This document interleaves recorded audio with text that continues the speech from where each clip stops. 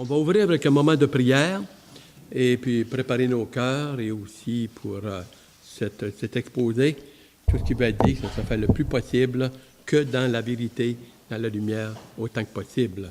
C'est notre désir, c'est votre désir également. Alors, bien-aimé tendre Père, bien-aimé Sauveur, nous voulons nous courber devant toi, courber notre moi, notre orgueil, notre dur et vraiment demander que tu continues à nourrir la nouvelle nature que tu as placée en nous, appelée l'homme nouveau.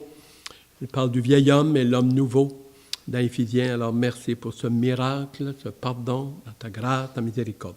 Sois avec ceux et celles qui auraient aimé venir, qui n'ont pas pu. Prions pour ceux et celles qui auraient pu, qui ne sont pas. Que bientôt ils puissent joindre les rangs et vraiment participer à cette belle famille spirituelle. Alors, sois avec nous et surtout nous avec toi. Dans ta bonne parole, on va être sincère, honnête, transparent, le plus possible, Seigneur. C'est ta lumière, ton discernement que nous avons besoin. Que toute la gloire, la louange te revienne et merci d'être avec nous. Merci pour rendre cette soirée possible. Amen. Alors, ça va être sur les anges, vu qu'on est dans l'esprit des fêtes. Et comme je vous dis, ça, c'était pour, il y a à peu près 2 semaines, je pense qu'on était pour le faire, ou la semaine passée, puis ça a été cancellé.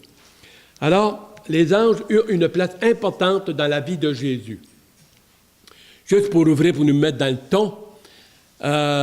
Alors, qui croit aux anges? Ah oui, très bien. Baissez la main, chers élèves. Alors, qui a vu des anges? À part de votre femme, là.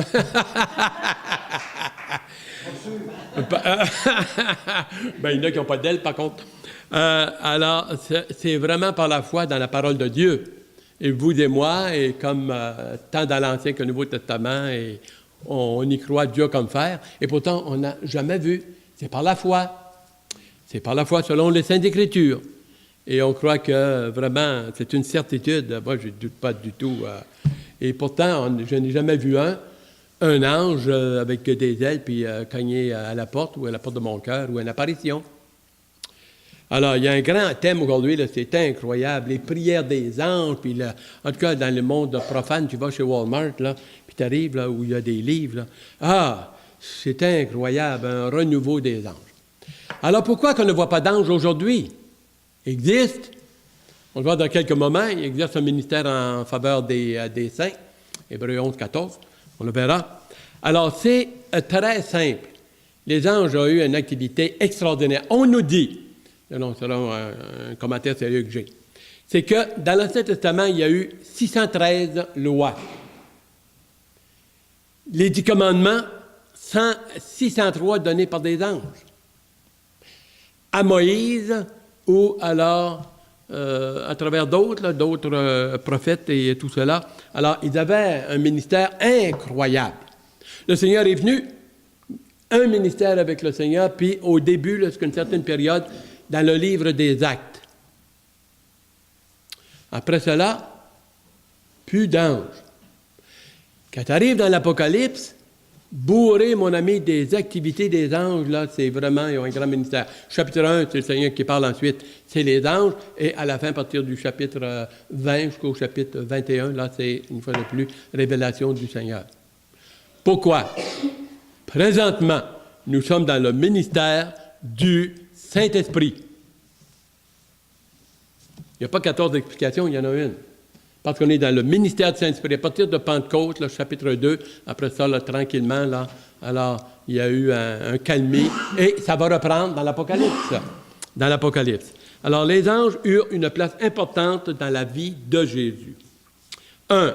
Les anges annonça à Marie la naissance de Jésus. Je ne m'étarderai pas, c'est qu'on l'a vu, ça, dans une des études, là, on a, dans Luc, par exemple, le verset 26 à 38. 26 à 38. Alors, 28, ça s'est fait en 3 phases. De 26 à 29, ça a été vraiment l'apparition de l'ange. Ensuite, 30 jusqu'à 33, ça a été le message. Et 34 à 38, ça a été le message reçu et accueilli. Alors ça, nous l'avons vu, je ne le répète pas. On s'en vient au point numéro 2. Ça va être intéressant, très intéressant. Un ange annonça à Joseph. Alors, il y a l'archange Michel, alors qui, je pensais, ouais, Moi, c'est Gabriel, il faut vérifier. Il a annoncé à Marie, et alors là, toute la manière que, par l'opération du Saint-Esprit, la conception du Fils de Dieu. Alors, il a dit le Saint-Enfant, parce qu'il n'y avait rien à voir avec la nature pécheresse de Marie. La conception est un miracle, est un acte de création du Saint-Esprit. C'est pour ça que tu dis que la chose sainte, il y a des versions qui disent la chose sainte, et la plupart disent le Saint-Enfant. Le Saint-Enfant qui naîtra sera appelé Fils de Dieu. Fils de Dieu. Alors Marie ne lui a pas communiqué sa nature pécheresse.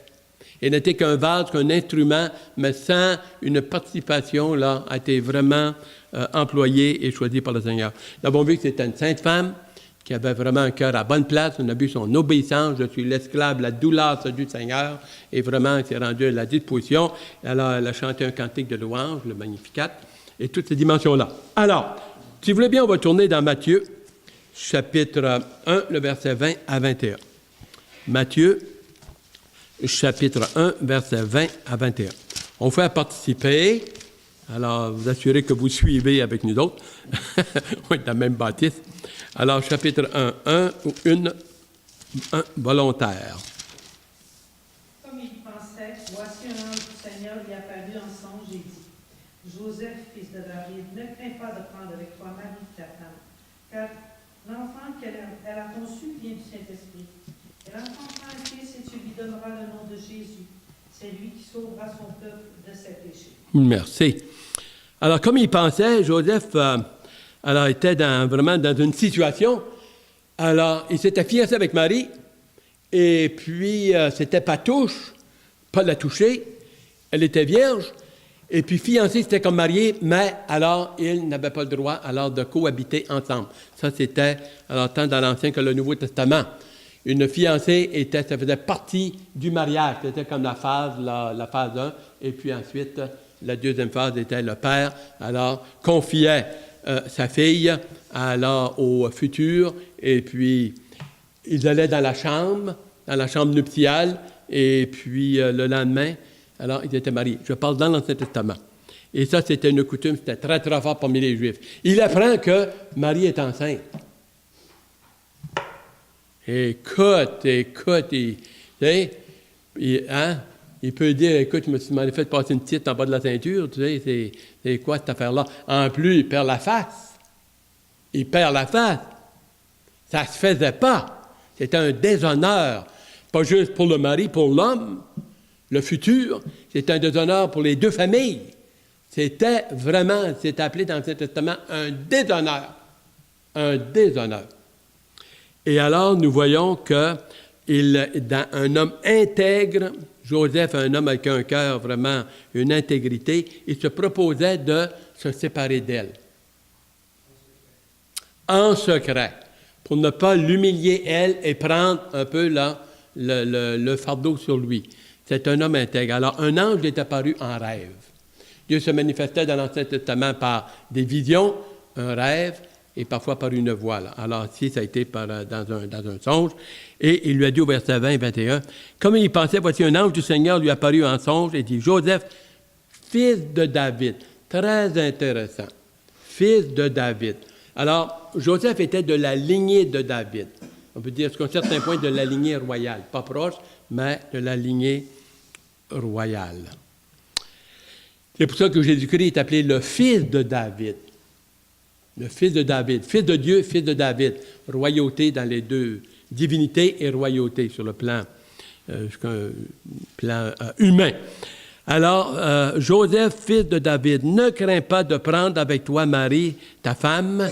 Elle ne t'a pas trompé, car l'enfant qu'elle a conçu vient du Saint-Esprit. Alors, nous voyons ici l'intégrité de Joseph et vraiment cet acte de création que Dieu a fait. Le verset 21. « Elle enfantera un fils et tu lui donneras le nom de Jésus. » Messie, c'est sa fonction. Jésus était son nom. Josué, Yahshua, veut dire celui qui sauve. Celui qui sauve. Alors, Josué portait ce nom-là. Si tu vas dans l'hébreu, on peut aussi traduire par l'Éternel ou Yahvé. Yahvé. Alors, c'était à la fois un nom personnel et aussi un titre. Messie, veut dire mis à part pour une fonction. Et la fonction était d'être un sauveur. Ça, nous le voyons. Et puis, dans ce passage. Ensuite, nous voyons, on continue. Et on proclamera son nom. Matthieu 1, 21. Ésaïe 7, 14. Quelqu'un veut le lire? Vous connaissez le passage, mais je vous le donne. Ésaïe 7, 14.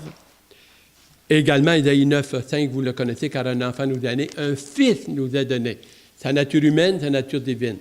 Le Fils de Dieu, alors, de toute éternité, mais comme le Fils de l'homme, alors, il a été engendré par le Père. Par le Père, au moyen à travers du Saint-Esprit. Alors, Ésaïe 7, 14. Quelqu'un veut faire la lecture pour nous? C'est pourquoi le Seigneur lui-même vous donnera un signe. Voici la jeune fille deviendra enceinte et enfantera un fils, et elle lui donnera le nom d'Emmanuel. Emmanuel, qui veut dire Dieu parmi nous. Il est appelé le Fils de Dieu. Et au fur et à mesure, on va avancer avec les détails, avec l'information. 3. Des anges annoncèrent la naissance de Jésus aux bergers. Alors là, c'est assez intéressant, c'est quand ils ont propagé la nouvelle, les gens, puis les scribes pharisiens, puis les grands de ce monde ont été très, très surpris. Pourquoi? Parce que les bergers étaient la classe sociale la plus basse possible, à un tel point qu'ils n'avaient pas le droit de vote. Alors ça, c'était vraiment là, « How low can you go? » Et les anges sont apparus à eux autres. C'est quand même bon. C'est de voir comment est-ce que tout s'est fait dans la vie, la conception, l'annonciation, la marche, le métier du Seigneur. Là, ça a été là, dans une humilité, une simplicité de toute beauté. De toute beauté. Alors, on va vous donner des références, si vous voulez bien. On va regarder cela. Luc, chapitre 2, versets 8 à 15. Et on va le lire parce qu'on va passer un petit peu de temps dessus. Vous allez voir, il y a vraiment des choses intéressantes qui s'en viennent, que vous connaissez, ou on va rafraîchir votre mémoire. Luc, chapitre 2, le verset 8 à 15. Plusieurs personnes peuvent participer. Il y avait dans cette même contrée des bergers qui passaient dans les champs les veilles de la nuit pour garder leurs troupeaux. Et voici, un ange du Seigneur leur apparut, et la gloire du Seigneur resplendit autour d'eux. Ils furent saisis d'une grande frayeur. Mais l'ange leur dit, ne craignez point, car je vous annonce une bonne nouvelle, qui sera pour tout le peuple le sujet d'une grande joie. C'est aujourd'hui dans la ville de David, il vous est né un sauveur, qui est le Christ, le Seigneur. Et voici, à quelques signes, vous le reconnaîtrez, vous trouverez un enfant emmailloté et couché dans une crèche. Et soudain, il se joignit à l'ange une multitude de l'armée céleste louant Dieu et disant, gloire à Dieu dans les lieux très hauts et paix sur la terre parmi les hommes qu'il a guéris. Lorsque les anges les eurent quittés pour retourner au ciel, les bergers se dirent les uns aux autres, allons jusqu'à Bethléem et voyons ce qui est arrivé et ce que le Seigneur nous a fait connaître. Ils y allèrent en ordre et trouvèrent Marie et Joseph et le petit enfant couché dans la crèche. Après l'avoir vu, ils racontèrent ce qui leur avait été dit au sujet de ce petit enfant. Tous ceux qui les entendirent trouvèrent l'étonnement de ce que leur disait était Jésus. Merci. Alors, tous ceux qui les entendaient, entendirent, furent dans l'étonnement, à la fois de la nouvelle et de qui ça venait. Vraiment, c'était assez, pour eux autres, assez époustouflant dans ce passage. Alors, les anges viennent et ils leur annoncent une bonne nouvelle. Une bonne nouvelle. Alors, vous avez dans Ésaïe, par exemple, Ésaïe 8, le verset 8, en tout cas, c'est une citation du livre d'Ésaïe. La bonne nouvelle, c'est qu'un Messie, un sauveur, un roi leur est né. C'est un peu comme les anges annoncent une proclamation d'une personnalité impériale, un roi. Un roi, les anges viennent. Il y a toute une cohorte qui se ligue à eux autres, et c'est la gloire, c'est la louange, et c'est vraiment l'adoration. Et c'est les titres, ça peut être vu comme des titres royaux. Les empereurs, on les appelait les sauveurs, les maîtres, les seigneurs. On lui donnait toutes sortes de louanges. Et la même chose est appliquée pour le Fils de Dieu. Alors, il naît, et puis ils vont aller le voir alors dans une, on appelle ça parfois on a dans une crèche, mais c'est plus une mangeoire. On nous dit les auteurs, les historiens, qui expliquent. Alors, il y avait des hôtels, et à côté, il y avait un endroit pour les animaux. Et puis, vu que c'était plein, alors à ce moment-là, ils ont parqué, ils ont stationné, et puis là, l'enfant est né. Alors, ça aurait été dans une mangeoire. Et dans cette direction-là. Alors, pourquoi c'est une grande joie et une grande nouvelle? Eh bien, je vais vous le donner. Je vais vous donner quelques références. Romains chapitre 8, prenez des notes, j'ai 4 références. Romains chapitre 8, verset 29. Ensuite, une autre personne pourra lire dans Éphésiens chapitre 1, le verset 5. Répétez Éphésiens chapitre 1, le verset 5. OK. Ensuite, il y a dans Tite chapitre 3, le verset 4. Tite chapitre 3, le verset 4. On va commencer par ça. S'il y en a un autre qui me vient à l'esprit, je vous la donnerai. Alors, des volontaires, une grande nouvelle, sujet d'une grande joie pour tout le peuple. Pour le peuple, ceux qui sont simples de cœur, vraiment, ceux qui sont portés à croire, ceux qui vraiment là, ont un cœur pour Dieu ou qui ouvrent leur oreille ou que Dieu leur ouvre le cœur. Alors, on touche Romains 8, le verset 29. En effet, ceux que Dieu a choisis d'avance, il a aussi décidé d'avance de les faire ressembler à son Fils. Ainsi, son Fils sera l'aîné d'une grande famille. Ceux qu'il a connus d'avance, ceux qu'il a connus d'avance, il les a aussi prédestinés. C'est-tu 29 que tu as lu? Oui, c'est oui. ça. Je suis dans la Bible par une autre version. Ah, il y a 3-4 sortes de Bibles ici. Comment est-ce qu'on va se comprendre? Ceux qu'il a connus d'avance, il les a aussi prédestinés, afin que son Fils fût le premier-né parmi ses frères, parmi des frères. C'est fort, ça. Vous allez voir dans quelques moments, il y a quelque chose qui s'en vient qui est intéressant, si jamais ça vous a échappé. OK? Prédestination. Éphésiens 1, le verset 5. On vous a donné aussi dans Tite, chapitre 3, verset 4, mais il y a dans 1 Timothée 2, 4 également. 1 Timothée 2, 4. Puis dans Tite 3, 4. Éphésiens 1, 5. Il nous a prédestinés dans son amour à être ses enfants d'adoption par Jésus-Christ, selon le bon plaisir de sa volonté. Merci. Adoption. Prenez le mot, on va y toucher dans quelques moments. Vous allez voir. Très intéressant. Ensuite, on va vous donner dans 1 Timothée 2, 4 et puis dans Tite, chapitre 3, le verset 4.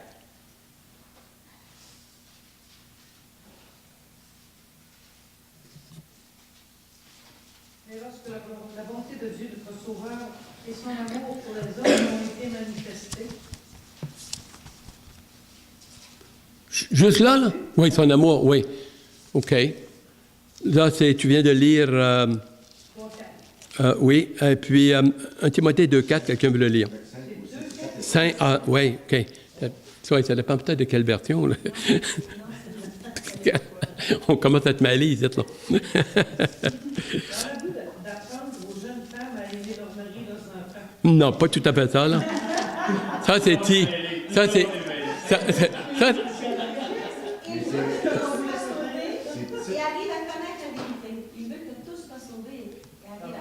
bon, là quelle référence que tu as dans la tienne? 1 Timothée 2, 4. Ben oui, mais 1 Timothée. Oh! Aïe! Hey, il a fait frais cette semaine? Ah, tu es toute pardonnée, Christiane. OK.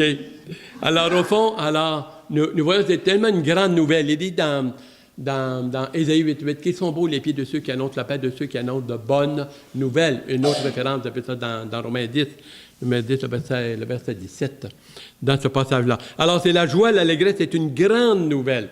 Grande nouvelle, et là, c'est que Dieu vraiment exerce quelque chose d'extraordinaire de ses attributs, sa sainteté, son amour, et il se choisit un peuple. qui étaient dans les ténèbres, comme il est dit dans Ésaïe. Alors, ceux qui étaient dans les ténèbres, dans la vallée de la mort, une grande lumière s'est levée sur eux. C'est quand même fantastique. Alors, on continue avec ça. 3, c'est-à-dire 4. Un ange organisa la fuite de l'enfant en Égypte.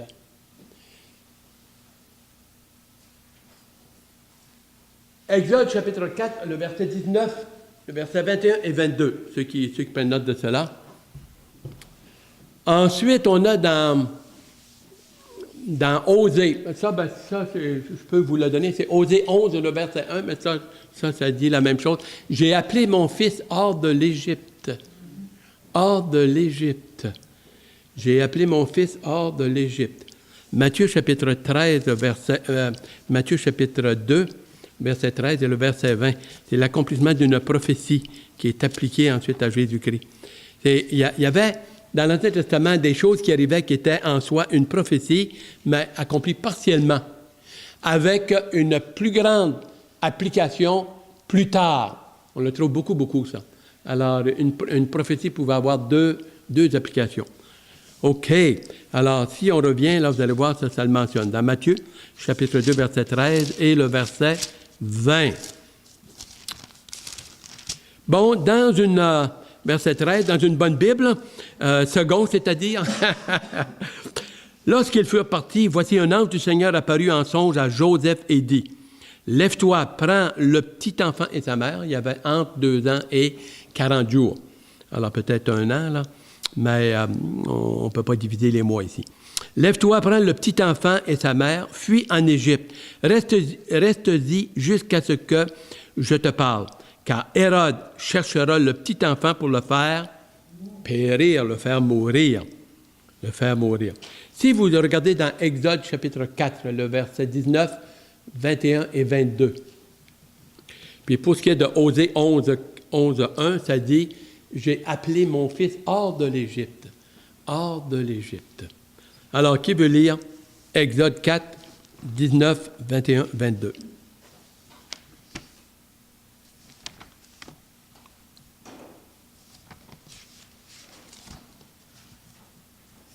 Qu'est-ce qu'il est dit?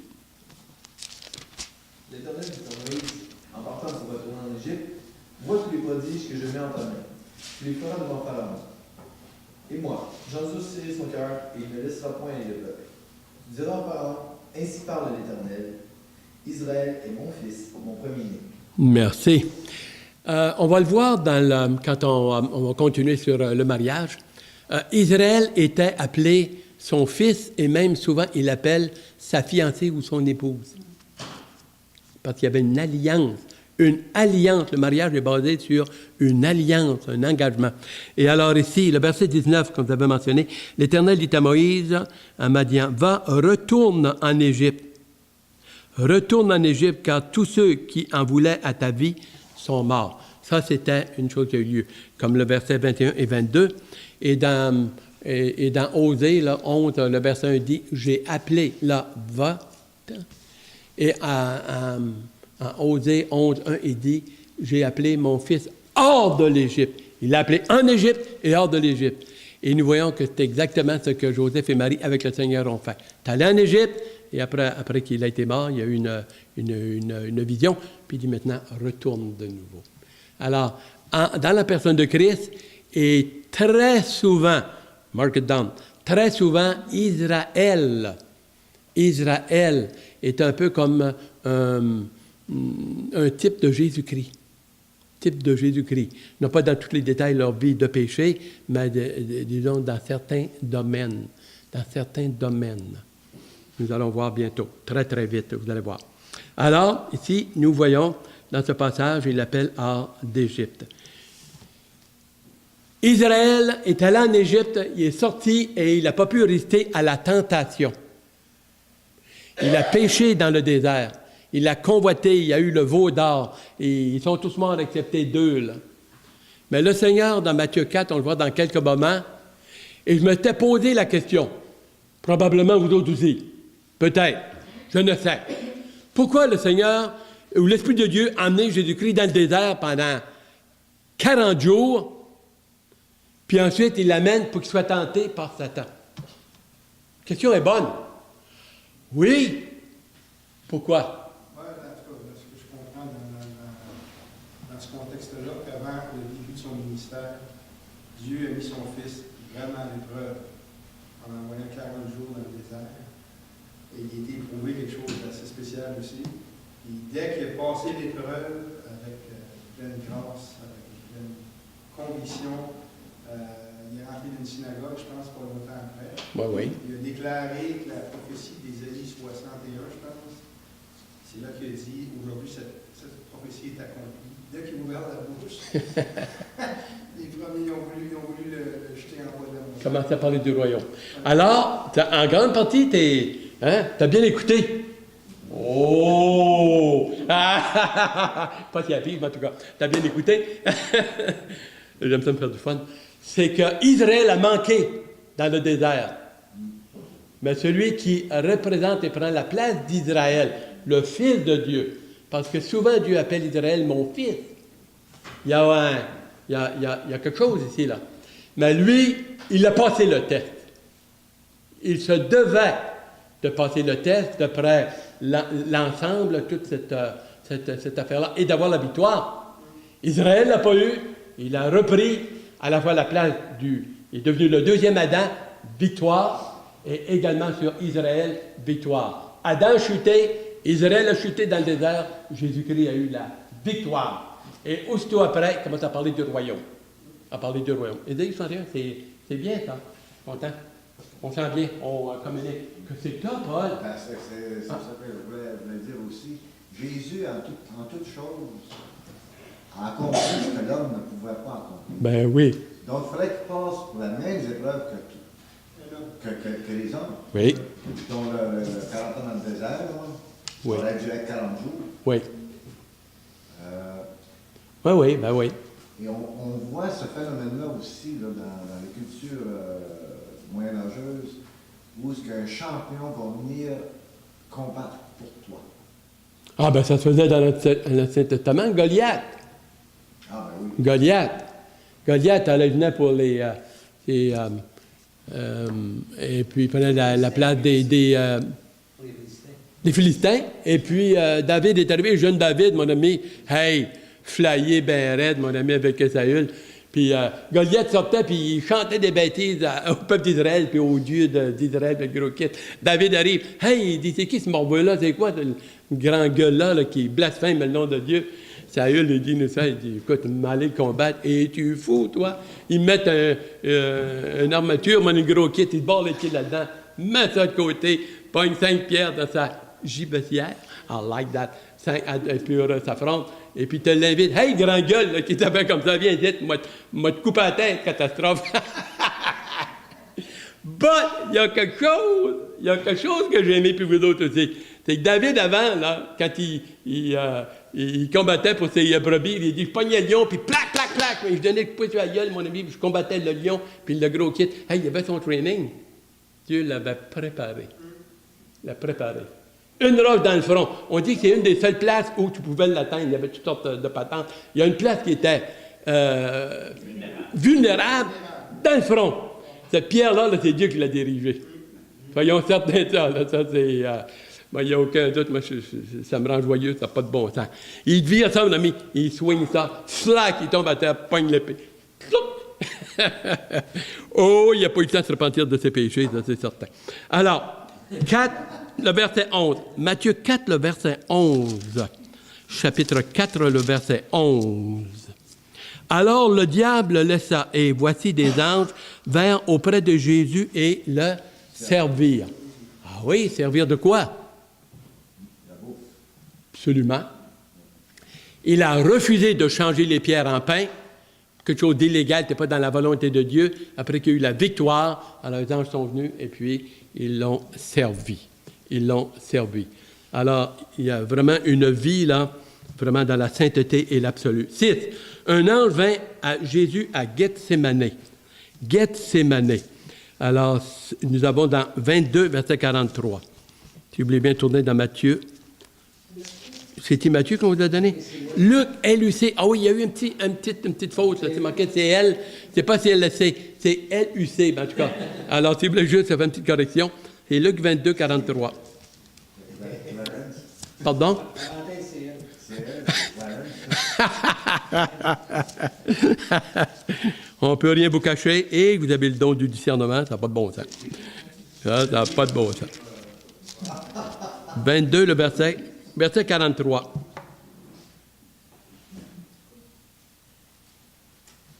Alors un ange lui apparut du ciel pour le fortifier. Alors, un ange est apparu du ciel pour le fortifier. Là, il était vraiment en crise. Là, c'était là. Oh, ça a été l'épreuve des épreuves. Qu'est-ce que l'ange a bien pu faire? Question théologique, ça. Je vais vous donner un aperçu. Écoute, ce n'est pas mentionné noir et blanc là, mais il y a un parallèle qui pourrait fortement nous donner une réponse. Hébreux chapitre 1, le verset 14. Hébreux chapitre 5, le verset 7, si vous voulez prendre des références. Et chapitre 12, le verset 2. Dans Hébreux, probablement, fort possible, si on a une réponse, que c'est là qu'elle nous serait donnée, ou en tout cas, ça fitterait là très, très bien. Alors, ce n'est pas de la nourriture qu'il lui a donnée dans le jardin de Gethsémane. Ce n'est pas de la nourriture, c'est des paroles. Quelle sorte de paroles? Hébreux 1, le verset 14, il est dit que les anges sont au service des élus, je crois, ou des enfants de Dieu. C'est ça. Donc, tournons dans Hébreux chapitre 5, le verset 7.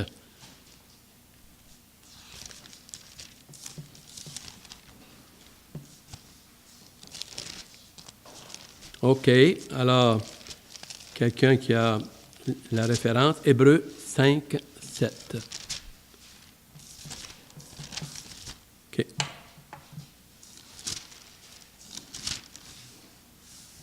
« 5-7. C'est lui qui, dans les jours de sa chair, ayant présenté avec de grands cris et avec larmes des prières et des supplications à celui qui pouvait le sauver de la mort, et ayant été exaucé à cause de sa piété. » Maintenant, et il a appris, bien qu'il soit fils, l'obéissance par la souffrance et toute cette direction-là. Alors Dieu lui a répondu à ses prières, il n'a pas permis que alors son corps se décompose pendant X nombre de jours ou de mois, ou quoi que ce soit. Alors on a cela également dans Actes chapitre 2, le verset 24 et 25 et 26. Premièrement. Deuxièmement, Hébreux chapitre 12, le verset 2. Version Louis II. Hébreux chapitre 12, verset 2.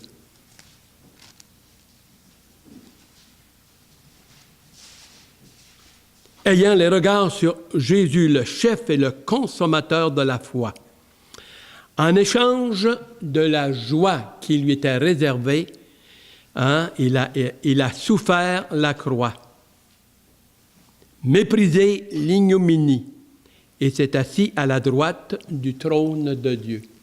Alors l'ange, un peu comme Moïse et Élie, quand ils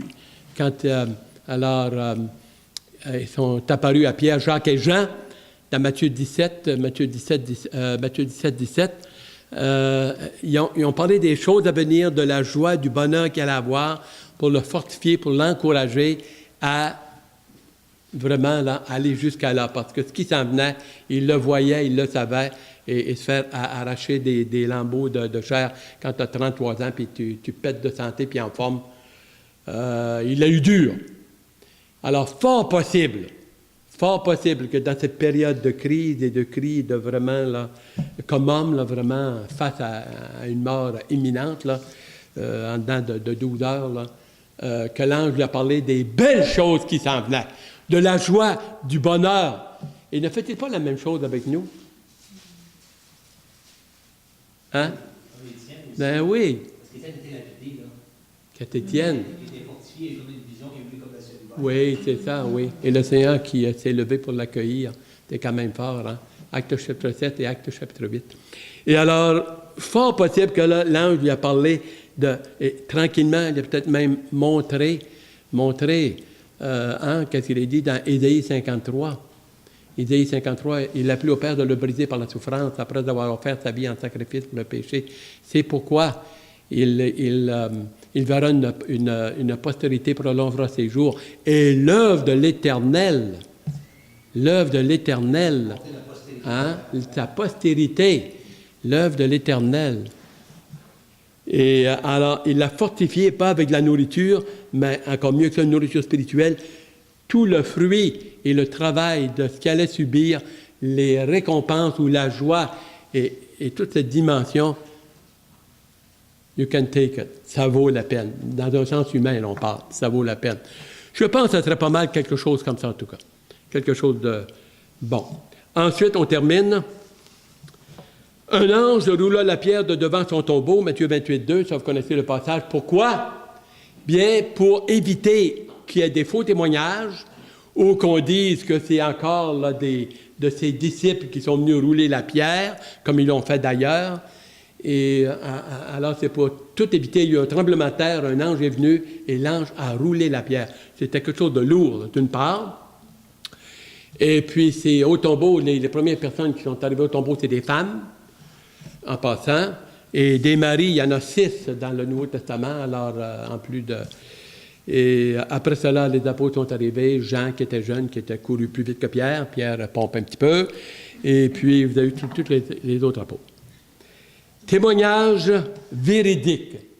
Et il s'est montré ensuite aux femmes, l'ange a dit, venez regarder, alors il y a eu plein de témoins que parmi si on peut dire, la communauté croyante, il n'y avait plus de doute. Si les Romains ont voulu pomper de faux témoignages, ça a été le problème. Ils ont payé le prix. Mais dans la communauté et parmi nous, et bibliquement, alors il n'y a pas eu de passe-passe, c'est vraiment ressuscité. Et l'ange a dit, voici, regardez, il était mort et il est vivant. Apocalypse 1,8, il dit, voici, je suis l'alpha et l'oméga, le commencement et la fin. J'étais mort et voici, je suis vivant. La résurrection et la victoire sur la condamnation du péché et la victoire sur le diable et la victoire sur notre nature pécheresse et notre mort. La résurrection de Jésus-Christ est une garantie de notre résurrection. De notre résurrection.